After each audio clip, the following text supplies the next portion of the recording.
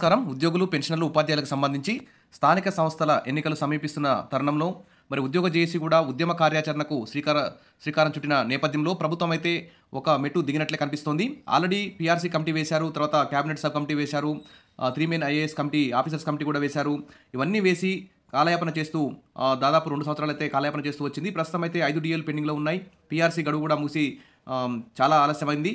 ఇక ఉద్యోగులందరూ కూడా లక్షల్లో నష్టపోతున్నారు. ఈహెచ్ఎస్ లేదు, తర్వాత పెండింగ్ బిల్స్ లేవు. ఇవన్నీ ఉద్యమ కార్యాచరణకి ఉద్యమ జేఏసీ అయితే ముందుకు రావడంతో ఇక ప్రభుత్వం అయితే కొంత మేరకు దిగొచ్చినట్టు కనిపిస్తుంది. ఇక ఉద్యోగులకు గుడ్ న్యూస్ వచ్చినట్లేనా అని చెప్పేసి, తీపి కబురు అందుతుందా అని చెప్పేసి ఉద్యోగులందరూ కూడా ఆశతో ఎదురుచూస్తున్నారు. ఇక ఉద్యోగ సంఘాలతో చర్చలకు ప్రభుత్వం ఆహ్వానం.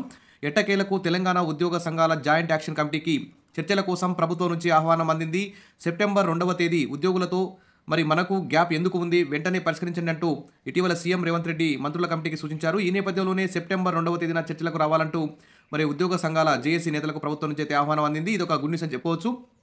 మరి ఈ క్యాబినెట్ సబ్ కమిటీ మరి ఉద్యోగుల జేఏసీతో ఏ చర్చలు జరిపే అవకాశం ఉంది అని చెప్పి ఉద్యోగులందరూ కూడా మరి ఏ విషయాల పట్ల సానుకూలంగా నిర్ణయం తీసుకునే అవకాశం ఉంది అని చెప్పి ఉద్యోగులందరూ ఎదురు చూస్తున్నారు. ముఖ్యంగా ఉద్యోగులందరూ కూడా దాదాపు కనీసం 3 డిఏలు ప్రస్తుతం ఇవ్వాలి, తర్వాత పీఆర్సీ రిపోర్ట్ వెంటనే తెప్పించుకొని 51% ఫిట్మెంట్తో పీఆర్సీ ఇవ్వాలని చెప్పేసి, కొత్త ఈహెచ్ఎస్ స్కీమ్ను కూడా అమలు చేయాలని, పెండింగ్ బిల్స్ అన్నింటినీ వెంటనే క్లియర్ చేయాలని చెప్పి ఉద్యోగులందరూ కూడా వెయ్యి కళ్ళతో ఎదురు చూస్తున్నారు. మరి ఈ మేరకు ఉప ముఖ్యమంత్రి బట్టి విక్రమార్క నుంచి సమాచారం అందిందని జేఏసీ చైర్మన్ మారం జగదీశ్వర్, సెక్రటరీ జనరల్ ఏలూరి శ్రీనివాసరావు అయితే సచివాలయంలో ఇప్పుడే ప్రకటించారు. ఇక ఉద్యోగుల బకాయిల్లో ఇదొక పక్క ఉంటే, ఇంకో పక్క ఉద్యోగుల బకాయిల్లో 700 కోట్లు విడుదల చేస్తూ సెప్టెంబర్ 30వ తేదీనే ప్రభుత్వం అయితే విడుదల చేసింది. ఇది ఒక గుడ్ న్యూస్ అని చెప్పుకోవచ్చు. ఇక తెలంగాణ ఉద్యోగ, ఉపాధ్యాయ, గెస్టెడ్ అధికారుల, కార్మికుల, పెన్షనర్ల జేఏసీ డిమాండ్లకు ప్రభుత్వం తలొగ్గినట్లే కనిపిస్తోంది. ఒక్కొక్కటిగా సమస్యను పరిష్కరిస్తూ వస్తోంది. ఇటీవల పెండింగ్లో ఉన్న మెడికల్ బిల్లుల కోసం 183 కోట్లను ప్రభుత్వం విడుదల చేసింది. ఇప్పుడు తాజాగా వివిధ బిల్లులకు సంబంధించిన పెండింగ్ బిల్ నిధులను మరో 700 కోట్లను కూడా విడుదల చేసింది. దీంతో జేఏసీ నాయకులైతే హర్షం వ్యక్తం చేస్తున్నారు. ఇక ఇచ్చిన హామీ మేరకు బకాయి ఉన్న శాలరీ సప్లిమెంటరీ బిల్లులు 392 కోట్లు, సెప్టెంబర్ 2024 వరకు బకాయి ఉన్న జీపీఎఫ్ సంబంధించి 308 కోట్లను అయితే విడుదల చేసింది.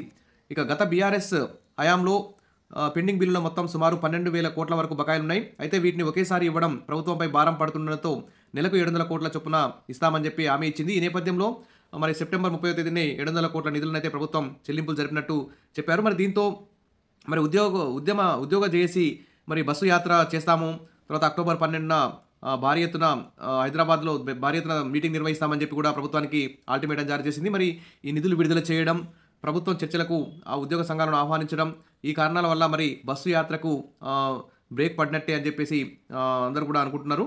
మరి ఇక ఉద్యమ కార్యాచరణని అదేవిధంగా కొనసాగించే విధంగా ఉద్యోగ జేఏసీ ముందుకు కదలాలి. లేకుంటే ప్రభుత్వానికి మీద ఒత్తిడి తీసుకురాకపోతే ప్రభుత్వం అయితే మరి ఉద్యోగుల సమస్యలు పరిష్కరించే విధంగా లేదు. కాబట్టి ఉద్యమ కార్యాచరణని గట్టిగా అమలు చేస్తూ ప్రభుత్వం మీద ఒత్తిడి తీసుకొచ్చి సగటు సాధారణ ఉద్యోగులందరూ కూడా వారి యొక్క పెండింగ్ డిఏలు కానీ, పీఆర్సీ కానీ, ఈహెచ్ఎస్ కానీ, ఇతర పెండింగ్ బిల్స్ కానీ, రిటైర్మెంట్ బెనిఫిట్స్ కానీ అవన్నీ వచ్చే విధంగా ఉద్యోగ సంఘాలు చేసి అయితే ప్రభుత్వం మీద ఒత్తిడి తీసుకురావాలని డిమాండ్ అయితే వినిపిస్తుంది. ఇక ఉద్యోగుల డిమాండ్ సిపిఎస్ రద్దు కోసం సెప్టెంబర్ 1 ఈరోజైతే భారీ ఎత్తున రాష్ట్ర వ్యాప్తంగా కలెక్టర్ కార్యాలయాలు కానీ రాష్ట్రం మొత్తం కూడా దద్దరిల్లిపోయిందని చెప్పుకోవచ్చు.